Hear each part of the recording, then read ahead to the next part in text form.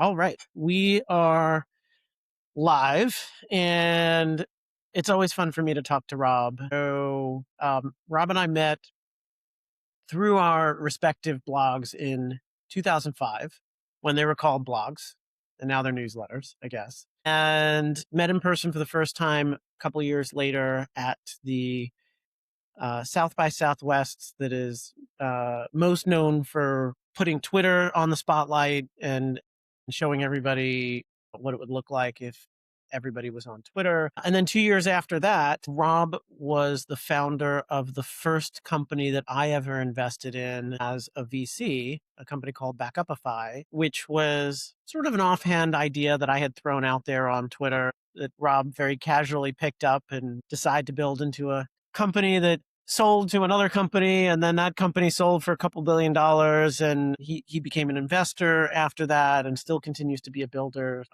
Rob, thanks for making the time. I appreciate it. Yeah, always fun to talk to you, man. We've got such a long history, so glad to be here. So you were one of the first people to talk to me about AI, and you were like reading research on like neural nets, and you went pretty deep on this pretty early. And I'll just kick it off with a couple of questions. And by the way, for everybody watching, feel free to throw your questions in the chat. I want to make this as interactive as possible, but I just kind of want to set the stage of when you first started looking at this, and then how it has impacted like a founder's ability to build. And did it play out as you thought it was going to? Ooh. So I got really interested in 2015 AI. And let me take your second question first. Did it play out as I anticipated? Yes, but on a different timeline is what I would say. So some things happened faster and some things happened slower. And the difference between those was you can look at an AI technology as, does it meet some minimum bar? And then is it good, right? So like GPT-3, GPT-2, if anybody was using it back then from OpenAI, sucked, wasn't very good.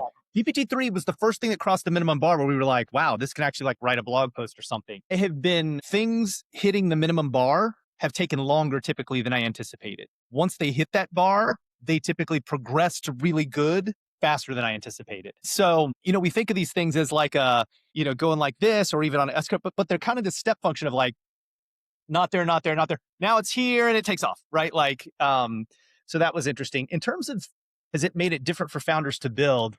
Definitely. But I do think it makes it more competitive. So when you lower the barrier to start a company or lower the barrier, like I think of AI as lowering the barrier to executing on things, right? Because there's stuff like, gosh, particularly like PowerPoint slides, I hate. It's my least favorite thing in the world. Claude can whip up decks for me, like in between me doing emails, and then I just give some feedback. And, after an hour of that, I've got something pretty good.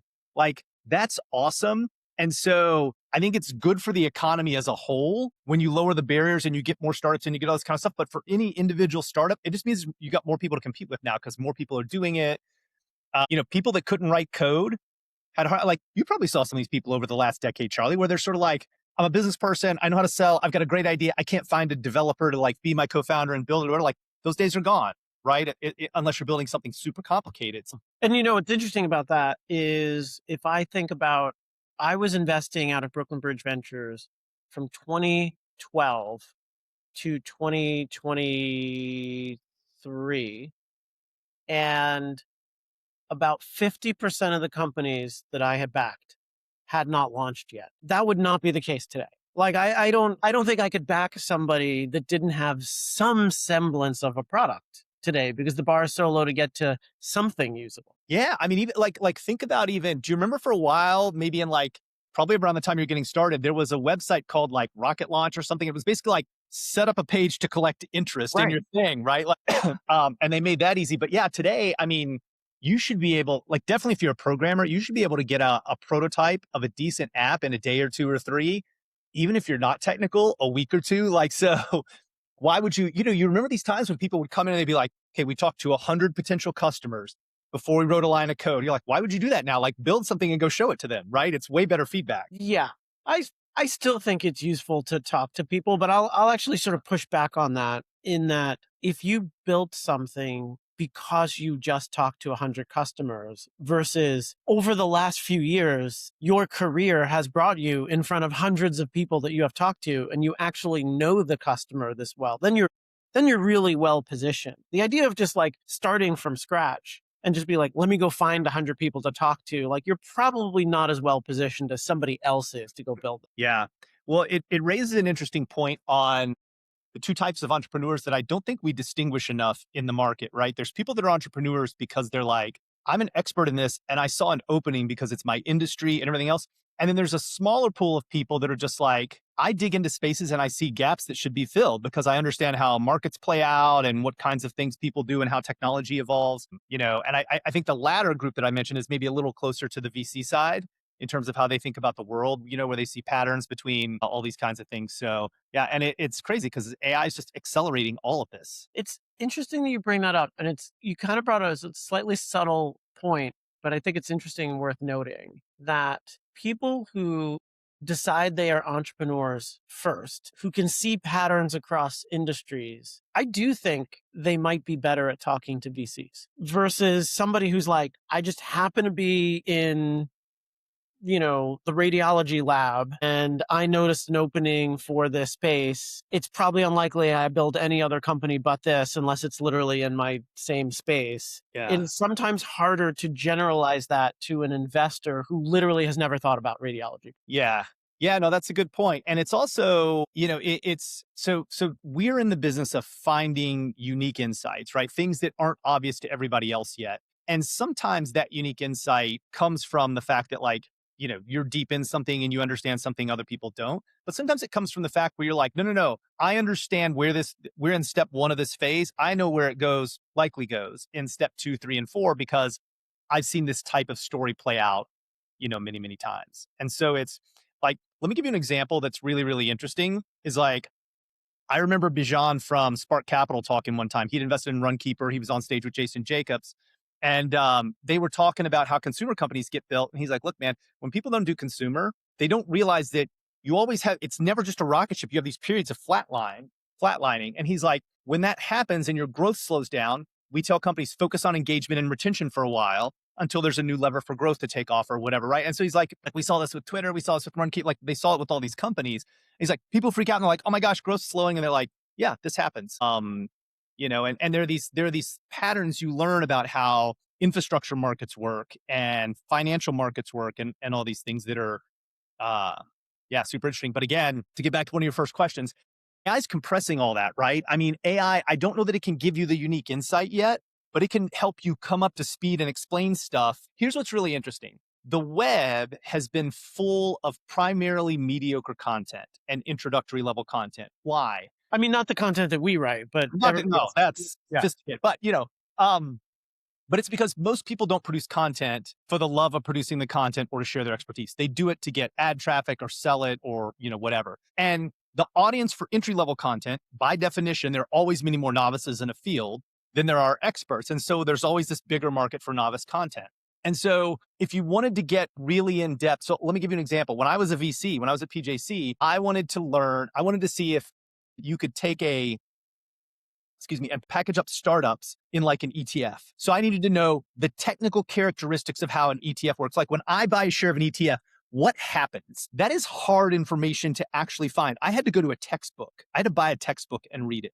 But that's the kind of thing that ChatGPT or Claude or something could walk you through today, right? And so it's actually made learning about industries a lot easier. Again, still can't generate that unique insight of like, wow, what if you flipped it on its head and did this, but can help you come up that ramp much faster. Yeah, and I think there's a certain amount of expertise that comes from seeing a bunch of stuff.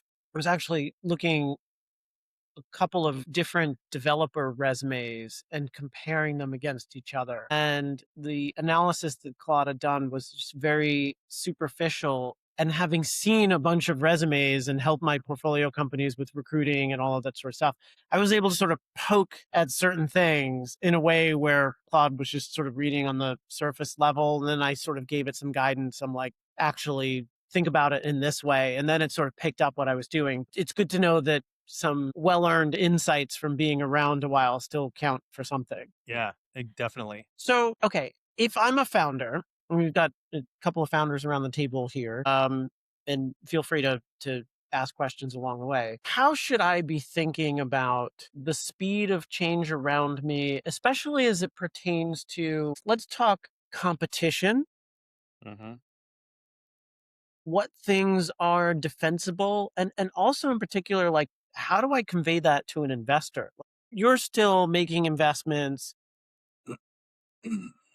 I feel like there's nothing that I can say that only I can build these days. And so the defensibility of what I'm doing is like a big question on behalf of the founder. Yeah. So the way that I think about that, one of the things that's changed in the startup market is as funds have moved earlier and earlier, you've been able to take bets on markets that maybe weren't there, right? So, I think you used to have to be say like, hey, this is an unsolved problem because there weren't enough companies, there weren't enough entrepreneurs. You go back to like 2007, 2008, there were a lot of unsolved problems that you could just find and go do. That's all saturated and that's hard to find. But you could anticipate problems coming. So, for example, you could say drones are a thing. People are going to buy more drones. People are going to need to control multiple drones. It's not an issue yet, but I'm going to start working on a swarm operating system for drones. And that would be a very viable thing to go try to do, right? And you could probably get funding for stuff like that. And so I think we're in a phase where you're going to have to place more bets like that, right? So you have to think about where is the world going next and how do I want to be positioned? I mean, look, we did this with Neurometric, right? So my company makes small language models and there's a couple reasons to use them. One is they're lightning fast because they use less memory and they're smaller and everything else. But the other one is they're very, very cheap. And the big labs have done a great job of branding it. People are like, but the models aren't very good. Wrong. On a per task basis, they typically beat the big models. They only do that one task. So we had this insight where we're like, wow, the first wave of AI was about conversational search. That's really what ChatGPT was. And if you're building a conversational search engine, you need a giant model that knows everything because you don't know what you're going to ask it. But if you're building an agent that has to do very discrete work tasks, a task like here's QuickBooks, here's our bank statements, reconcile the two. Here's an email, summarize it, right? Whatever. These are perfect tasks for just a bunch of little SLMs that are fast and cheap and whatever. And as we move to an agentic world, which is where I think we're going, that is this. So we started building this at a time when it was really hard to raise money. I mean, definitely a year ago, but even like really 4 months ago, it was still hard to raise money because people were like, Rob, people don't care about inference costs. And like, first it was people don't care about inference. Then it was people don't care about inference costs. Then it was like, but the big models, blah, blah. And I will tell you, like in the last 2 months, it has been like a deluge of people that are like, I get emails from people that are like, oh my gosh, we're spending so much on inference. Isn't this what your company does? Helps with it? I'm like, yes, yes, yes. And like investors that we talked to 6 months ago coming back. So I think you have to take bets on where the world's going. And the way you have to think about it is, I think there's two key mindsets. Number one is OpenAI and Anthropic can do whatever they want to do. They have enough money, they have enough talent, they have all that. You have to think about what are they unlikely to do because they're not incentivized to do it. So a very smart investor was telling me the other day that like when people are building platforms, there comes a point in the development of that platform where you're like, ooh, I could go deeper over here, but if I do that, it would actually not be worth it because I could take more of this vertical, but I would lose some of my generalization that's appealing to people, right?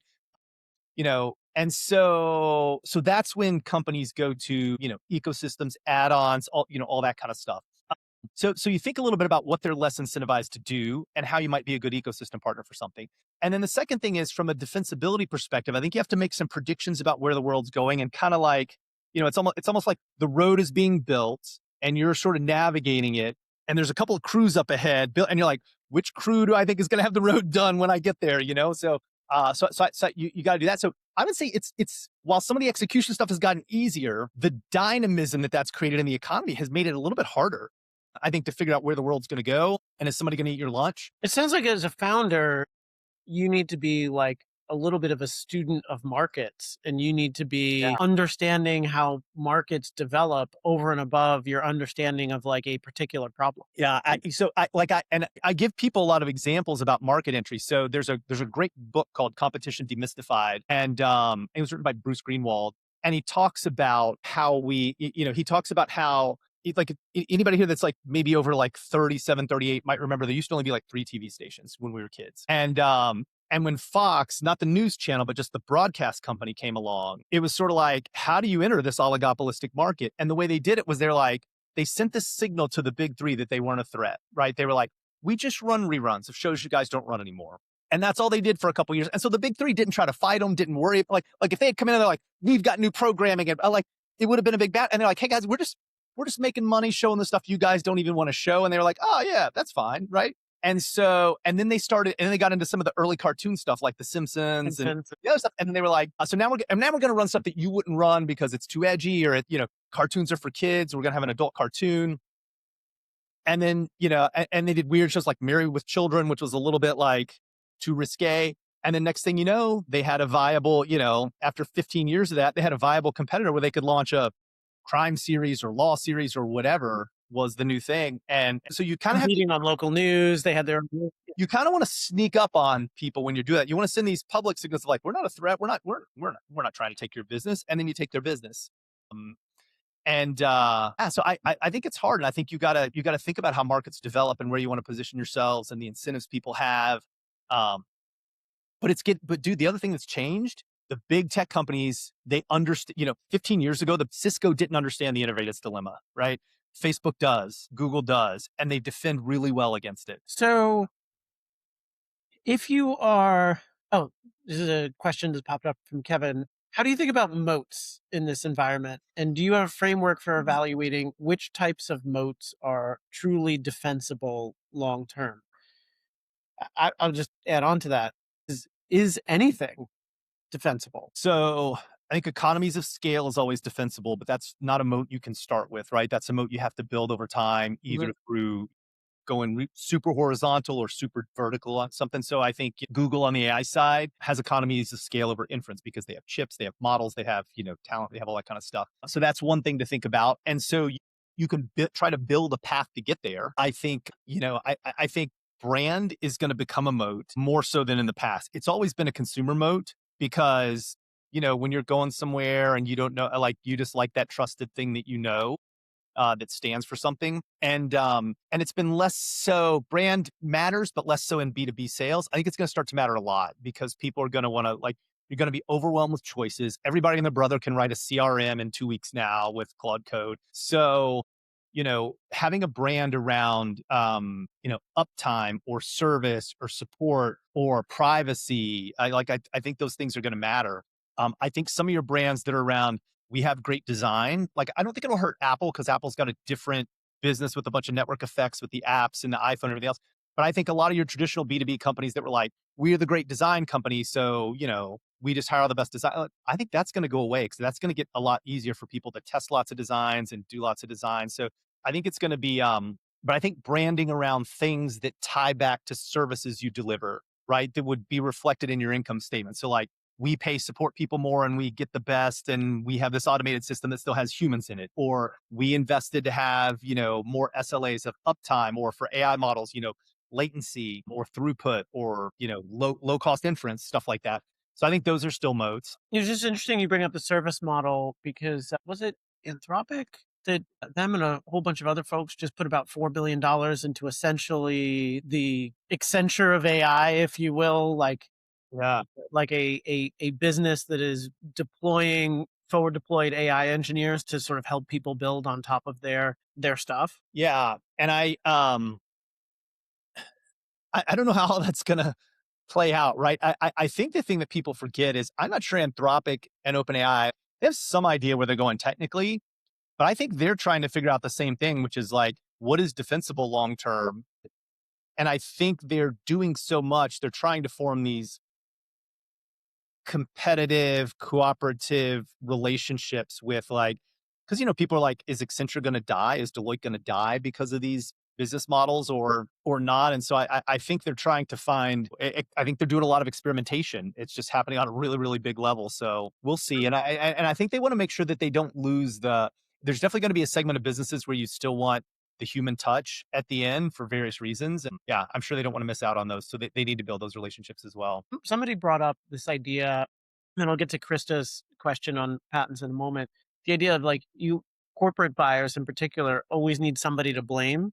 And it can't be an LLM. Like the example they gave is that the language translation business of outsourced third-party translation companies has actually grown in the last 10 years, which is the exact opposite of what you think it would have done, because clearly computers are better at or just as good, if not better, at translating across different languages. But what has happened is the cost of doing those translations has gone down. So it is worth it for people to translate more stuff. But because it is worth it for people to translate more stuff, there's more liability around it. And whether it's like contracts or terms of service across Yeah. international websites or whatever. And ultimately, there's a decision maker at a corporate who's basically like, can't, the buck is going to stop with them if they're like, oh, I screwed up this contract because I had, ChatGPT translate this into, Armenian or whatever. And it actually messed up the contract. So they're still outsourcing it, if for nothing else than liability reasons. Yeah, and I think that's going to continue too. I think people are going to still want, like, how many businesses are going to go install their own servers somewhere, even though they could, right? This is why people use cloud stuff and cloud hosting and all that. So I think that's going to be a good mode as well, which is, hey, we bear the risk for your business at the end of the day, and then So you get good at managing that risk, right? So, so, so Chris asked the question, now that we've got LLMs, I can furiously apply for X the number of patents that I could have done in the past and create potentially create a moat around myself with various patent applications. Do you think that that is like, what is AI going to do to the patent market? And is that going to change the nature of like startup competitiveness? Yeah, I think things like that are going to get regulated in a different format, and I'm not sure what it'll look like, but they're going to have to be, or else. I mean, think about this: you could just build a bot that would, and then you could replicate it with as much money as you're willing to spend. In parallel, you could file, I mean, 100,000 patents a day. It could come up with just random stuff. And like, as long as it makes sense. So somebody's going to start doing stuff like that. I mean, you already had one-off lawyers that would do that, right? They would just patent stuff that they think people might invent. And so there's going to be some, I don't know, legislative way that that's got to be dealt with. And I don't know what it'll be, but I'm sure it'll be tackled. One of the things around defensibility, and I'm actually somewhat surprised that that more of this isn't out there. I'll probably pitch this to the team at Harmonic because I think this is where you might get some amount of defensibility. I think some of these applications are better when they help people collaborate, especially across companies. And so to take VC in the Harmonic case, I can go out and use Harmonic to source a bunch of startup opportunities. Hmm. I can use the public data from Harmonic to see who my co-investors might be on such a thing if I was going to like share a deal, right? But effectively, that's all backward looking because it's based on things they have already done in the past. No one is keeping intentionality as a saving what people want to do in the future, like across my network. And I think like the moment that any VC investor logs into Harmonic should say, "Hey, what are you thinking about? Like, what is your future thesis? We'll hold it here. And by the way, we'll make compelling introductions to other investors so that, if some investor at NEA is like, oh, this is where, the drone swarm thing is going to come into play, it should pop up, say, hey, by the way, have you talked to Rob May about this? Because Rob's also thinking about this and he hasn't made any investments in it yet, but he keeps his future theses here. And Yeah. then you essentially like would be the default tool for searching and scraping because everyone was keeping their stuff there. Yeah, I think that's a big opportunity because again, everything that's backward looking is just going to become ultra competitive. And yeah, and this is the direction things are going to have to go. Is you're going to have to be creative about what's coming next, and you're going to have to be good at figuring out when to jump on that, right? Because a lot of industries have an initial false start, What do you mean? meaning the first company or two that launches doesn't really win, doesn't do that Right. well. It just creates awareness for people to come along later and do it better when they've run out of money or whatever, right? Like, What do you think about, before I let you go, and I want to make sure that everybody gets their questions in beforehand, is the current fundraising environment. And let's put aside the raising at $1 trillion and all, because that's a whole other market itself. But even just the world in which, you've been investing for a while, where an interesting team coming out of Y Combinator that hasn't accomplished much yet is 30 pre, and anybody who's gotten to revenue is priced higher. Like they're literally, it feels like no single digit priced rounds. The rounds are getting quite large. And so mm, it's if your going in price is that high, isn't it going to tank venture returns, or are we just hoping that all the returns are 100x what they were? I think it is, right? And it's one of those situations. I mean, I think you've already seen it. SaaS kind of got that way where, I mean, think how many SaaS companies got 15, 20, 50x revenue. And now you're having the SaaS apocalypse where those companies that raised at $700 million are going to have to exit at 125 or something. So I think I think this is going to create a similar dynamic because, yeah, I mean, entrepreneurs just forget they shouldn't want this, right? You don't want to, the difference between having somebody sit on your board who pay, because every company that I've ever been a part of across 135 investments is not always up and to the right. They all have moments where they slow down, where they go sideways or whatever. And when you have a board that's like, that's okay, this is normal. We got in at a fair price versus like everything has to go right and you have to nail it perfectly. Like it's just a different level of stress on you as the CEO and the team. And then macro conditions can change the market. Like, do you know what really sucks? Being the CEO of a company that raised at a $150 million valuation over the next 2 years, quintupled your revenue, and is now raising a down round because macro conditions change, and you have to explain that to your team. Like you just should try to be a little more reasonable, and I think it benefits you in a lot of ways as an entrepreneur to raise at reasonable valuations. But I get it; it's a vanity metric that people measure themselves against, even though they shouldn't, and so that's why it happens. How do you defend against that, right? Are you literally telling founders don't raise at 30, even though somebody's giving it to you, raise at half that, take double the like what should founder literally do? There's somebody just wrote a post on this. One of these companies that does shutdowns, this guy basically wrote a post and was like, "Hey, I see the data from all the mediocre outcomes. Do you know how many companies would make it if they raised at reasonable Oh, valuations?" I did. Brendan just wrote that it's a sunset. Yeah. Yeah, yeah. And it's true. I spoke to when the last election was going on, you remember there was this whole thing of like, there's no A because the FTC's blah, blah, blah, liberal and what like not true at all. If you talked to corp dev heads at big companies, because I had this conversation several times, and I was like, oh yeah, you're hoping for Republican administration, that'll be, and they're like, we don't care. That's not the problem. They're like, the problem is all the investors and founders want ridiculous outcomes that we're just not going to pay.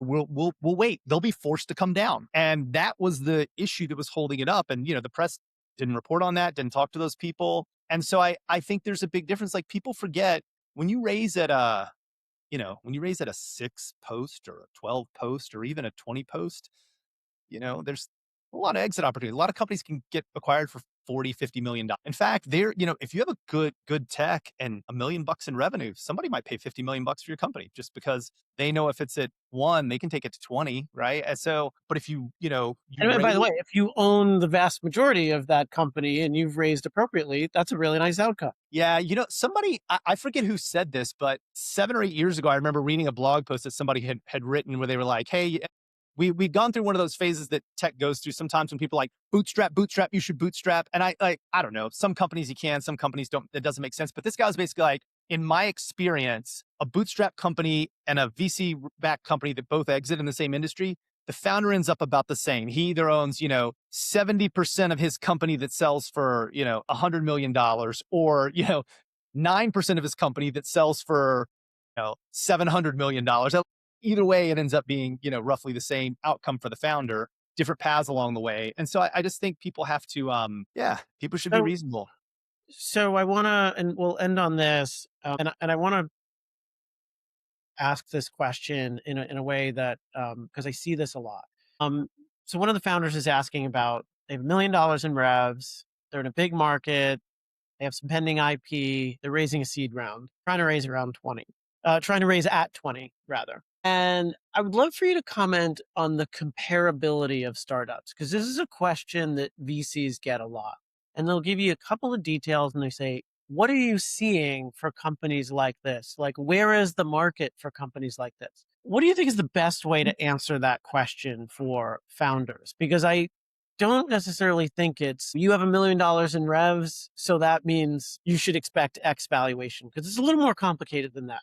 But why? And what should founders consider? So I think there's two vectors. One, there is this macro vector of what is the market like at the moment. And markets are what they are, for better or for worse. They're the summation of a lot of people. They're often wrong for short periods of time. So it's very likely as a founder, you're going out to raise for an idea that in 6 months may be the hottest thing in the fucking world. But like right now, It's just not. people just don't like your space for whatever reason. Right? And so that's reality that you have to deal with, which is sometimes like fintech valuations are compressed, or like, can you imagine trying to do a pure SaaS company, earlier this year? I mean, it would have been terrible. And so you have to think about that. On the flip side, I think the key thing for founders is I don't like the whole, like, yes, there's patterns, but successful companies are rare. They're fundamentally idiosyncratic. They're fundamentally, there's a thing, and sometimes it's a really tiny thing, right? It's like your business model allows you to offer a package or pricing option that nobody else did, and that was your wedge into the market that made it work. Or, you tried a channel early that didn't work for most people, that most people didn't think would work, that actually turned out to work for this market. There's a lot of weird things that you had a novel feature that became really popular because so those are things you have to think about. Figure out what that is or what you think that is likely to be, and focus on that, right? And don't and so so I'll tell you my favorite sales tactic, and this comes, Charlie, from our mutual friend Todd Earwood taught me this. It's called feel, felt, found. And what you do is you don't confront people and push back. You acknowledge, but you explain why it's different, right? So what you always say when somebody says, yeah, but we don't like fintech companies, we don't like SaaS, whatever, you go, I understand why you feel that way, right? So that's the feel part. Understand, acknowledge. In fact, most of the people we talk to, they also felt that way until they found out that. So you kind of go, yes, I agree. Most people agree with you, but what changes their mind is when they learn this idiosyncratic thing about our company that's different. And I think that's what you have to figure out and lean into, and make them feel like they're being let in on a secret. Gotcha. And I think the other thing I'll add to that is anything about what revenue you have now doesn't necessarily tell you the story of where you plan on taking it. So, I've said this a million times. It's like fundraising is a reward for the past. Whoops, sorry, and let in a package. Fundraising is not a reward for the past. It's selling a ticket to the future. And so the fact that you have gotten up to $1 million in revenue up to this point does not tell me that you are going to take it to 10 or 20 or 30 or whatever your future path is for this company. So Rob, listen, thanks for making the time. I really appreciate it. And by the way, I just also wanted to point out, you were talking about companies being too early to stuff and then the market sort of figuring out like, oh, I think this is what this person does. That actually just happened to me because I had listened to the pre-QL. Do they pronounce it pre-QL? Leah and her company's all in the AI in New York podcast. Oh yeah. Somebody had posted looking for a company that, like, however they described it, like cleans up data and all this sort of stuff. And I had heard them pitch before, and I left in the comments, I'm like, I think this is what these guys do. Yeah. And Leah was like, yeah, this is totally what we're doing. And they were very early to doing that data cleanup stuff. And like now the market is like coming around to them. So that happens all Oh, the dude, time. that's great. So I'm going to add that to the AI and NYC show website. Come in and just type and search, and we'll just plug it in Chat GPT, and we'll index all the New York companies, and you can find a New York tech company that does what you need. There you go. All right. Thank you, sir. Appreciate the time, and hope to see you around in person soon. Yeah. Thanks, Charlie. Okay, no problem.